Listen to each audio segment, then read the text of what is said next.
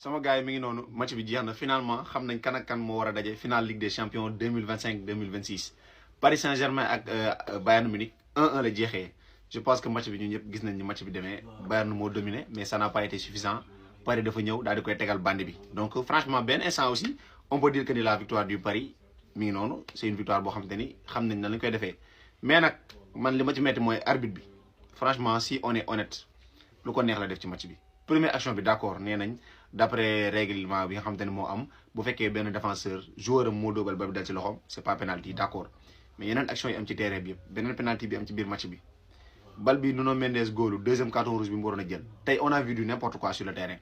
n'empêche que les deux équipes ils ont joué j'ai vu un Kvaratskhelia boo xam te ne il est incroyable Olise tey bon certes def na ay action mais maanaam performance bi mu indi keroog il ne l'a pas amené aujourd'hui Nuno Mendes aussi tey il s'est pas laissé faire donc il s'est bien battu Désiré Doué tamit tey moom franchement def na match bu extraordinaire franchement match bi neexoon na trop man nag waaw mi ngi noonu final bi Arsenal contre Atlético de Madrid Arsenal contre Atlético de Madrid sax Arsenal contre PSG selon vous qui va remporter la finale mais li may ñaan mooy lenn ngir yàlla arbitre yi final bi nañu dimbali ngir yàlla arbitre yi boo xoolee xam ne lii kanamu sàcc yi nii lii nii ngir yàlla nañ football en fait dafa crédibilité football mooy yàqu la ñuy mettre en jeu parce que da ngay jox benn arbitre boo xam te ni xamul dara mu yàq match bi yëpp kii kanam bi boo ko xoolee xam ni kii xamul dara kii man daal mi ngi noonu mais en tout cas félicitations aux Parisiens ginnaaw faute yi nga xam te ni moom la arbitre bi def erreur d'arbitrage yi à part ça c'est une victoire qui est amplement méritée félicitations à vous les Parisiens. gars yi abonné na ci chaîne YouTube waaye te ngeen aimé vidéo bi. Ici c'est Paris est magique salaam passion foot j'espère ci jàmm bu baax a baax pour la deuxième année consécutive Paris Saint-Germain day dem finale Ligue des Champions c'est fort c'est très fort mais lépp lu ñu mën a wax le Bayern n'a pas démérité woon nañu que ne am na une place li nga xam ne demoon finale mais en face il y avait un collectif un réel collectif parce que des fois gars yi loolu li ñuy jaawale ak équipe mën ngeen am équipe mais c'est le collectif qui manque parce que Paris Saint-Germain dañoo construire benn collectif boo xam ne ku nekk mën na dawal pour kenn Paris Saint-Germain tey koo ci laajoon kam moo doon football neuf sax mënoo ko xam parce que tantôt ki nga xam ne moom mooy Désiré Doué mooy taxaw comme neuf tantôt Ousmane Dembélé ñëw taxaw te benn affaire aussi le Paris Saint-Germain am ñëpp ay daw surtout Kvaratskhelia dafa yéwén des fois loolu mooy manqué le Bayern aussi n'a pas trop bien serré li nga xam ne mooy match bi tey en premier temps gis neen les deux hommes forts yi nga xam ne ñoo doon gën a indil problème tey dañoo xaw a réer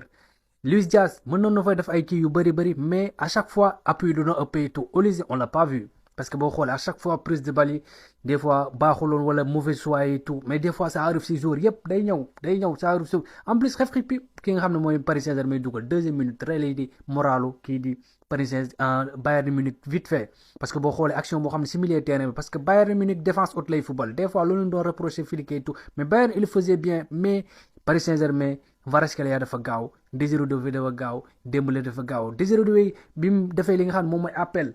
parce que boo xoolee bi ñu passé kii di Kvaratskhelia Désiré Doué dafa def appel comme lii numéro 9 Dembélé boo xoolee Stanisic da ko topp maa ngi lay topp mais benn instant Dembélé bi muy def li nga xam ne mooy appel contre appel Stanisic c'était trop tard bi ko Kvaratskhelia passé bal bi dugg loolu ñu reyee kii di Bayern Munich te am nañu occasion yu bëri Bayern am na fa énormément d'occasion mais boo xoolee occasion yi du yegg loolu moo nekkoon problème parce que y avait li nga xam ne moom mooy place pour mettre un but avant la mi-temps boo ko amoon rek match bi mën nga ko gagner mais malheureusement amut surtout aussi les polémiques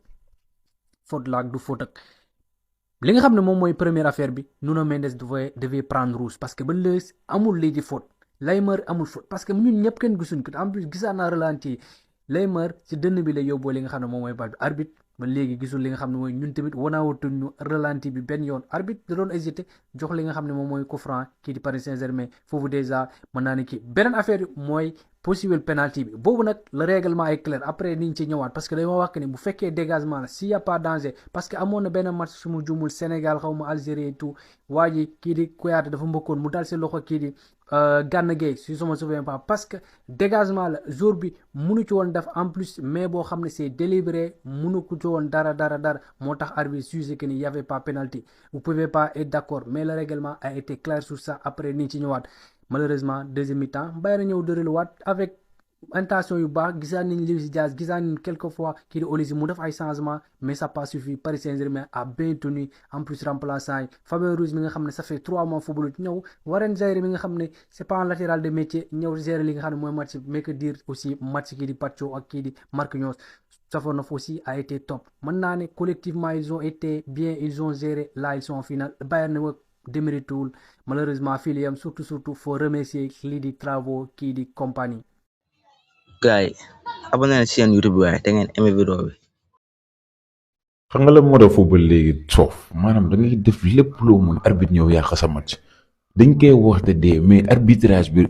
tey ak saison bi Ligue des Champions ça a été nul ay match yu mag mais arbitrage yu nul la ñuy am tey arbitre bi moom je sais pas il a pas été là nañ waxante dëgg voilà sur beaucoup d'actions waxuma la sax si waxu penalty sur beaucoup d'actions avantage bi pour Bayern la mais il siffle pas soit mu nekk avantage Paris mu siffle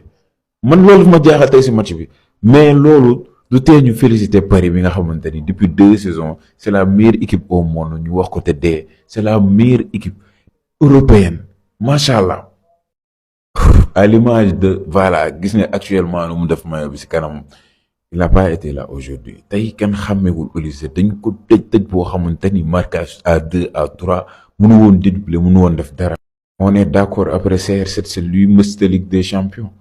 voilà parce que dédoublement bu mu def indi but bi ak passe Fabien Ruiz bi exceptionnel. Ousmane Dembélé qui marque le premier but ensuite Henri Guédouin égalise gis ngeen à la 94e minute jox la ma seen xalaat en commentaire nan ngeen ko gisee ba beneen incha allah cœur sur vous. xool leen réaction joueur yu Paris yi nga xam ne ñii il n'était pas prêt à perdre ce match là. Courage à tous les supporters du Bayern mais te seen équipe bi indiwul dara ci xew bi. c'est toujours un plaisir de regarder un Paris Saint-Germain jouer au football. Paris Saint-Germain se qualifie en finale pour la 2e fois consécutive et tout ça c'est grâce à Luis Enrique. Une équipe du Paris Saint-Germain boo xamante ni ça fait plaisir à regarder équipe Paris boo xamante ni voilà pour man tactiquement ils sont très bien organisés et tey jii nii tu sentais nettement que les joueurs étaient en mission. ndax action bi on l'a tous vu Ousmane Dembélé Désiré Doué ñu génn 2e mi-temps benn tacle boo xamante ni Varane moo ko def et ñoom ñaar ñëpp les gars daw yuuxu ko juste pour l'applaudir juste tey jii nii pour gën ko yokk confiance. soo xoolee le match dans sa globalité le PSG mérite de passer en finale. Franchement parlant, parce que Paris a eu les meilleures occasions, mais en plus de ça, c'est Paris qui ouvre le score à la 3e minute grâce à notre ballon d'or, Ousmane Dembélé. Franchement parlant, les gars, Ousmane. Non, mais Ousmane Dembélé,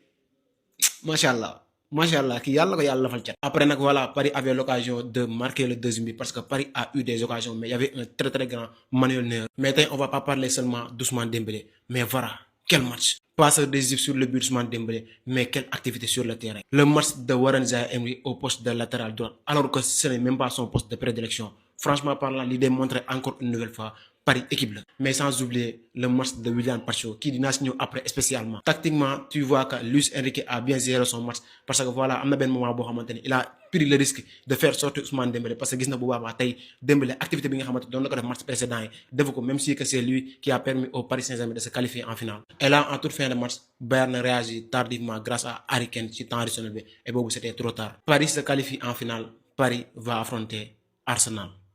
ah gars yi Paris est-ce que mënul Bayern Munich am déet lu ñu naan ñam mbir mu neex nga bàyyi ko non mais amul fenn Paris Saint-Germain ba mu ñamee neexaayu Ligue des Champions dane dootu ko bàyyi te dama yaakaar ne maanaam la mu jooy ay at ci ginnaaw 6 ans 7 ans jëm kaw jàpp 10 ans non moom la nar a fayu ci 5 ans yi di ñëw Paris Saint-Germain à ce rythme non du neexatee Paris techniquement ils sont très forts tactiquement ils sont très forts avec leur coach looloo tax gañe leen du yomb lu nu encaissé mën nañ koo dugal mais aussi tamit match am na fu muy toll bu ñu dugalee mën nañu gérer match aller bi dañoo ñëw rek bàyyeeku ñoom ñëpp ku ne lam amoon joxe ko 2e match bi nag retour 1 but d'écart la moo taxoon mu bëri calcul moo tax match bi serré tey bii yu bëriwul contrairement ak bële nag bii moindre erreur boo ko defee mën na la porter préjudice ba doo mujjee qualifié Paris Saint-Germain jël bu njëkk kookee di Bayern Munich teel koo dugal génnee xel ba mu ko dugalee automatiquement li des ci match bi mu gérer ko foofu 2 buts d'écart la contrairement ak coach Barça bi erreur yooyu moom lay def moom da lay mën a 2 buts à 0 baa mu ngeen nul wala soit mu gérer match mën dominer la war a mën a qualifier war a gérer match bi di presser ba jël bloc bi oo ko ba après au finish yow da ngay mujjee am sa contre dugal ko mu yàq match am contrairement ak Enrique il a géré son match aujourd'hui. Ousmane Dembélé ci yoonu Ballon d'Or la jëm mais Kvaratskhelia kenn du moom Désiré Doué exceptionnel mais nag kooki di Olise tey Paris Saint-Germain dañ ko teel a wàcc escalier ko ba tax nag la mu waroon gis-gisu ko en tout cas mu ngi noonu félicitations aux Parisiens. mais action foot penalty bi gars yi di jooy loolu dinaa ci def vidéo nag jur na coow waaw est-ce que du règlement bu bees xaw ma nu mu demee noonu. xam naa ne tey bavarois yi dinañ mer dinañ kaas parce que pour eux ici penalty def waroon am mooy faute João Neves bi gis ngeen cette saison Paris Saint-Germain bu fa Ballon d'Or di génn waa ji la war a nekk muy Kvaratskhelia mais quel joueur moo nekk premier jour histoire Ligue des Champions bu décisif si 7 matchs de suite en Ligue des Champions maanaam bu dugalul def na si passe tey encore une fois il a fait un excellent match et pour moi c'est lui l'homme du match de ce soir tey Bayern mi bi leen rey c'est ça mooy que ni 2 minutes de jeu lañ football Dembélé ubbi score permettre Paris mener 6-4 sur l'ensemble des deux rencontres si benn centre bu magnifique benn passe bu rëy bu Kvaratskhelia def Dembélé daañu appliqué wu dugal après Bayern Munich essayé nañ tenté nañ def nañ le tout pour égaliser et par la suite réussir nañ égaliser mais c'était trop tard parce que 94 minutes de jeu lañ égaliser boobu temps additionnel 5 minutes lañ mayoon donc ay quelques secondes moo si desoon et malgré égalisation Harry Kane bi si dernière seconde yi malheureusement pour Bayern Munich c'était insuffisant doyul donc Bayern Munich est éliminé Bayern Munich vraiment bravo à eux du courage à eux def nañ parcours bu rëy a rëy donc buñ boolee ñaari score yi 6-5 pour Paris Saint-Germain vraiment ñaari équipe yi ku si mënti woon qualifié dem ko mérité Bayern Munich toog na mais bu qualifié woon aussi mérité na qualifié Paris Saint-Germain mi qualifié aussi moom tamit mérité na qualifié moo ngi doog a amaat ci football équipe bu ko mujjee def mooy Real Madrid moo ko defoon 2016 defaat ko 2017 PSG l'a fait en 2025 defaat ko 2026 Paris tegle na les gars ñaari finale de suite en Ligue des Champions donc bravo aux Parisiens et félicitations pour cette qualification en finale donc Paris Arsenal moo nar a nekk finale Ligue des Champions 2025-2026 Arsenal na ko waa Premier League wàccee ay sarax mais ay love this game en fait mais deuxième bi nga xam te ne dama koy waxaat mooy gis nga Paris Saint-Germain jeune série yi fois ñoom ñëpp na leen dajale benn par benn ñu defal leen test anti dopage man lii mënu ma gëm ne en fait war na mën a nekk condition si xolu aadama si doomu aadama en fait ay nit lañ comme ñun ni ñu nekk ay séer mais imagine la en fait certes Paris Saint-Germain tey benn côté boo xam si toll na fa dafa bàyyi Bayern na bal bi ne ko maa la am avantage dugal naa la si biir dëkk deuxième ba sama biir dëkk ba mu fa ñëwee am na benn but boo xam si faal jiitu woon jamono yi avantage bi yëpp si mën la nekk dama lay bàyyi ak bal bi mais damay défendre mais sama meilleur défendre laay def mais pressing bi nga xam si moom la Paris Saint-Germain di déclencher seen série benn daa 90 000 kenn du ci wax en fait te kenn du ci wax non gars yi mais en fait course bi moo aay du wax en fait comme du nekk loo xam si débat la Luis Enrique moom il est top bokk na si top course yi wala effectif bi mu yor moo diis ba équipe yi attanuñ ko mais Paris Saint-Germain ak loo waaye mën a wax meilleure équipe d'Europe actuellement c'est Paris Saint-Germain y a pas débat en fait bëgguma kenn ko fi ñëw di débattre ak man meilleure équipe Europe man de si personnellement pour man c'est Paris Saint-Germain daaw moo ko dem jël ko avec score bu humiliation boo xam si ni def na ko Inter ren mu demaat final deux fois consécutif muy dem final te Paris Saint-Germain gii football tëdd dina trop mais man bu ma doon joxe sama football en 100% moom pour man Paris Saint-Germain da koy certes Arsenal war na ko mën a gagner yor na effectif bu ko war a mën a gagner mais est-ce que jeu bi Paris Saint-Germain di jeu Arsenal mën na ko dékku loolu mooy question bi pressing haut bu ànd ak intensité boo xam ci mais avec course boo xam ci nii gis nga tey bi mu ñëwee bi nga xam ci deuxième mi-temps bi ñëw na ay changement am mais ay teg-teg bi nga xam ci ne indi na ko si match bi non gars yi vraiment neexul mais course ki nga xam ci ma ne moom la ñuy wax Luis Enrique mais compagnie encore moom tamit découragé vraiment ñëw nga football nga vraiment ku seetaan match bi da ngay xam ne lii mooy niveau en fait Ligue des Champions ngay seetaan match bi sa xol di seet ngay seetaan lii na en fait si est-ce que football sax daa xool jigéen lii mooy neexal football en fait. Est-ce qu'on peut parler de l'effectif du Paris Saint-Germain? Gars, est-ce qu'on peut parler de l'effectif du Paris Saint-Germain? Gars, incroyable. Comment tu peux sortir Dembélé et amener Barcola? Est-ce que imaginez en fait Bambi, tu sors Dembélé, tu amènes Barcola, manqué au bien Kariti. Hakimi est blessé, tu amènes Warem Zer Emre, un milieu de terrain, collatéral et il a géré le match. Jusqu'au bout, Luis Diaz yobulu ko dara. Il faut en parler. Luis Enrique a travaillé. Oh, Luis Enrique, li mu def Paris ni, c'est juste incroyable. Li mu indi Paris ni, c'est juste exceptionnel. Tous les joueurs sont importants. Tous les joueurs, ben par ben.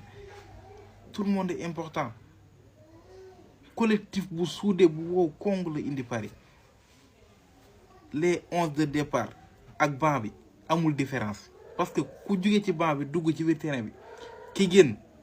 qualité yi mu amoon yow moom ngay indiwaat wala sax yu ko raw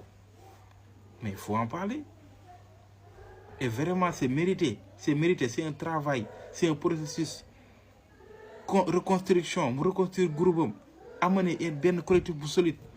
et ça a payé. Finalistes daaw ils l'ont remporté finalistes ren ils peuvent encore remporter la Ligue des Champions def loo xamante ni tey je pense Real moo ko mus a def tegale 2 fois Ligue des Champions di ko jël te bu ñu répété dina def li Real def mooy tegale 3 fois Ligue des Champions di ko jël nan toog na di leen si daan. Terminé les gars, le Bayern Munich est officiellement éliminé de la Ligue des Champions malgré le match nul. Mais le match est une polémique trop. Il y a trop de polémique. Paris Saint-Germain gagne et ils ont mérité la victoire parce que maintenant ils ont tel le match, tel le but. Voilà, mais Bayern fait un but. On a vu un usage extraordinaire. Mais bala may continuer ce match bi, dama ñëw ci erreur. Parce que tay mën na ni erreur yi ni tay jur na polémique. Ñu bari ñu ngi naan tay arbitre dafa xex Bayern Munich, ñu ngi naan li du faute ñu mais sur le carton jaune de Nuno Mendes fa laay njëkk parce que lii normalement pour man selon man lii carton jaune la woon égal carton rouge parce que bal bi moom moo arrêté moom action la woon mu arrêté bal bi avec la main il y a bel et bien jaune xaw ma nag ba xam ñeneen ñu ko gisee pour ici aussi man gis naa ni am na ñu ma expliquer ay arbitre ak man selon li ma gis d'après les règlements que y a pas penalty parce que lii là c'est la main délibérée ab partenaire am moo dóor bal bi si loxoom te sa partenaire selon les règles ñu ne du tay jël bal di ko dóor voilà te bal bi dafa nekkoon di génn nekkul woon di dem ci camp PSG donc loolu la gars yi wax ñu ne lii c'est pas sifflable comme penalty. En tout cas y a trop de polémique parce que ñu bëri jàpp nañ que ni arbitre bi dafa xeex ki nga xamante ne nii mooy Bayern Munich. À la 3e minute c'est la Ousmane Dembélé tàqali ko waa PSG sur un très bon match de Kvaratskhelia. Kvaratskhelia man jàpp naa ni non c'est l'homme de la Ligue des Champions il nous fait des matchs extraordinaires te pour le moment man gisuma benn joueur PSG boo xamante ni gën na ko baax en Ligue des Champions il est tellement fort et il nous a livré un très gros match. Ousmane Dembélé dugal Luis Enrique tamit voilà génne na Ousmane Dembélé dugal na yeneen joueurs yi voilà ñu def seeni match parce que moom li Paris chance bi mu am mooy amul star actuellement amul benn star Dembélé c'est le ballon d'or mais bu doxul Luis Enrique da koy génne tey il a fait son match parce qu'il a marqué son but. Mais finalement le Bayern Munich est éliminé te yaakaar naa lii moo nekkoon seen objectif mooy la Ligue des Champions parce que ñun ñëpp xam nañ ne Bayern moo mën Bundesliga Ligue des Champions ñu ko doon def campagne bu extraordinaire mais mën naa ni ñëw nañ ba dernier moment Paris Saint-Germain ñëw samp match nul gagné Bayern Munich voilà parce que match aller bi 5-4 la ko dóor. Grâce à Ousmane Dembélé le PSG va jouer encore sa 2e finale consécutive de la LDC et am na nu muy demee il peut faire le back to back parce que waxoon naa leen ko dem leen ngeen xool samay précédente vidéo ne woon naa leen PSG gii xalaat naa ni mën na jëlaat Ligue des Champions. Comme ni ngeen ko gisee le PSG va affronter le Arsenal en finale de la LDC Inch'Allah dinañ am finale bu neex une très belle affiche ma leen di la seen xalaat ci commentaire en tout cas match bi bëri na polémique mais on aura une très belle affiche dites-moi ce que vous pensez dans les commentaires et n'oubliez pas d'abonner. Gars yi abonné na ci seen YouTube waaye te ngeen aimé vidéo bi